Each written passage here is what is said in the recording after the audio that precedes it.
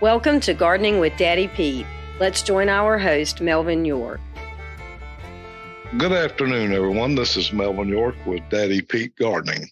Over the last period of several weeks, I've had quite a few questions that I'd like to answer for our listeners. Again, we do thank you for tuning in and listening to Gardening with Daddy Pete at Daddy Pete Farms. Our slogan, our logo, our heart is that we help you grow, and that's exactly what we intend to do, offering you some of the best potting mixes, potting substrates, potting amendments, soil amendments, barks, and growing medias that we possibly know how to make.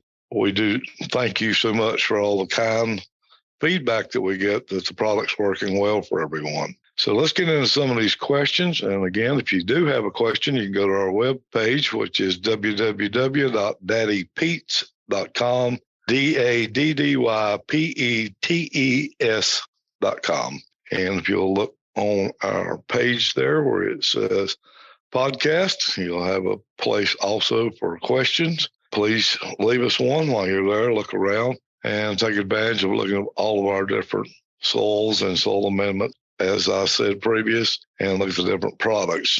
Also, if you'd like to sign up for the monthly gardening newsletter, we give you tips on your garden, what time to plant, and some different things.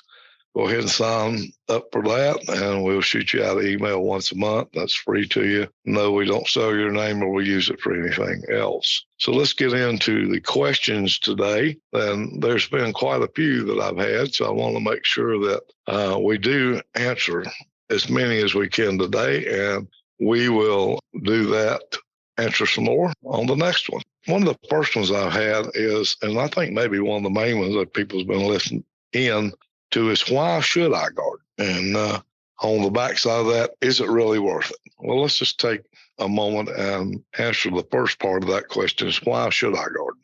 Well, unless you know someone that gardens, or you live in a neighborhood where you know the people and you can go and buy fresh from them, that's the only way you know you're going to get a fresh vegetable to feed your family, for you and your family. I do know a lot of people that gardens and takes to the farmer's market, and as long as they're in the neighborhood, most of them's glad for you to ask them questions and to see exactly what they're growing and where they're growing. So that's one way that you could buy fresh vegetables from them. But on the other hand, you could grow those in your own garden. Pick and choose. You will not be able to grow everything, every vegetable you need, unless you have a humongous amount of property to do everything you need. A good example of that is like corn. Corn takes up a lot of space. Put corn in a raised bed, you would have to have just a gigantic raised bed if you were doing it in raised bed gardening, and would take up most of the space in there and would not be profitable for what you're growing. You want to take your space that you're using and get the most out of it and the most vegetables you can per square foot. So think about that when you're gardening. I like to use raised bed gardening on the square foot theory. How many plants can I get in a square foot of that? How much return am I going to get on that? Good examples to put in that raised bed garden or into a row garden is, green beans. You can put your peppers, your tomatoes, sweet peas. And again, you can do these at different times of year, so you continually use that raised bed over and over, and you can rotate them. It's always nice to have 2 to 3 raised beds for doing that. Is it really worth it? Well, certainly it's really worth it. You have the initial investment the first year, but you go on right then, you buy the seeds or you buy the transplant, and you get multiple, either whether it be bushels, whether it be pounds of fresh vegetables that you pick yourself. If you have children, they can learn how to grow.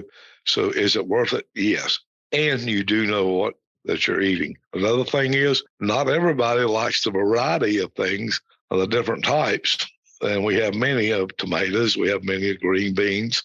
We have different varieties of corn, of peppers. And maybe the person that goes to the farm market doesn't grow the exact green bean or the exact type of tomato you like. This way you get to pick and choose what variety you like. And you can try a couple different ones till you get the ones if you don't know. So believe me, they are a difference in varieties of green beans. They are a different in taste in the variety of tomatoes and peppers and squash. Do you want squash? Do you want an acorn squash? Do you want a yellow crookneck? Do you want a straight squash? Do you want zucchini? So you always have different varieties that you can try that would be for your liking, so and grow for what your family likes. So that kind of gives you just a little bit of an overview why you should garden and is it really worth it. Today, I've noticed in the grocery stores, and I know they're doing the best they can. By no means am I condemning anyone, but at the very best you're going to get is not fresh and produce. There is no way it can be picked.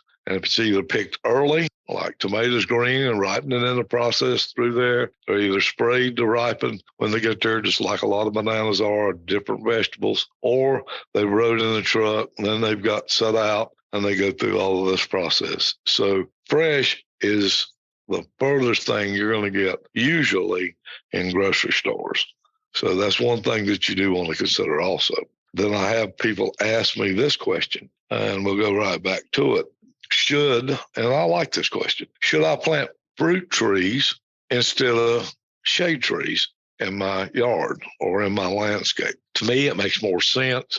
We have such a vast variety of fruit trees in the different heights. You can get semi-dwarf, you can get dwarf, and you can get what we call just regular height, trees that grow that are normal. If you're looking for something you want to put under power lines, or you're only wanting to get 6 to 8 foot tall, you want to buy the dwarf variety. If you're okay with something going 10 to 12 foot tall, and maybe more like 8 to 10 foot tall, you'd get a semi-dwarf. And then if you want to let the tree just grow and do its thing like a pear tree will get way on up. So I've seen pear trees 25 feet tall, and that may not work in the area you're in. I have found that your dwarf and your semi-dwarf trees puts off just about as much fruit, easier to take care of. You don't have to do the pruning and the limbing like you do as often with just the regular variety of the fruit trees. Again, there's so many different variety of apples. What type does your family like? Do you like a sweet apple where you just pick it up and eat? Do you like something a little bit more tart? Do you like a very tart apple because you're going to cook with or can with? All makes a difference. You get to choose that. Different type of peaches. They have peaches that's open stone where you can just grab the peach, open it up, throw the seed out, wash it, and eat. Again, they have the cleans where you have to actually cut the stone out. Plums, that's a different variety. They have plums that could be a minimum size to a large variety of plums. These trees all do provide shade, but they do provide fruit. In the wintertime, when you've canned up or you've taken dehydrated some apples, some peaches, and you put those in to your different desserts or incorporate it into your cooking, it's a real treat. Not even leaving out the jams, the jellies that you're preparing. So these are something to think about when you are designing or redoing your landscape around your house. The leaves seem to be more minimal, easier to take care of on fruit trees. That's just a nice thing right there. But you still wind up with the shade that you will with just a regular shade variety tree. And so it's kind of like getting 2 for 1, so to speak. You're getting your shade, plus you're getting something you can eat. So think about fruit trees and instead of shade trees. Again, just like any tree, if you live in the country and you do have a septic system, you want to make sure that you don't plant trees over that, regardless if it's a fruit tree or if it's just a regular shade tree. So, but these are things you want to think about. Always look and see how tall up it's growing if you're planting under power lines. How wide is that tree going to grow? So that's easy enough to do. Let's see if we can get another one of these questions in here because they were some good questions. It looks like we're going to have to do a couple segments on this. Another good one was why buy heirloom seed or grow heirloom plants? Now, why not hybrids? Why not hybrids? Well, number one, we encourage you to save your seed. That way you do have them from next year. You can start your own, whether it be you start your sets for out in the garden, or if you plant directly in, you do have your seeds. You don't have to buy heirlooms, comes up over and over. You can actually share those seeds with some of your neighbors or some of your other gardening friends, and you keep that strand growing. Hybrid seeds do not produce the same plant, the same fruit as they do the next year. They will tend to go back to the one they were crossed with, which has the most into that one seed. In other words, the strongest of those two hybrids or three seeds that was crossed, you will actually see that happen then. So what you want to think about is with an heirloom, you get the same thing over and over again. I know when it comes to tomatoes, I love heirloom tomatoes. Watermelons is another thing. I like an heirloom watermelon. But every one of my seeds, every one of the plants I plant, I always try to, if I can get them, I get heirlooms, save the seeds, and I go again. That way, I know for certain that I've got seeds for the next year. And we've done a segment on saving seeds, and maybe we'll extend a little bit more on that in one of the next upcoming podcasts. But you want to make sure that you do save your seeds and properly save your seeds. That's one of the questions there. I hope that does answer something for you a little bit on that. You know, sure enough, I would like for you guys just to take a minute and go to our webpage.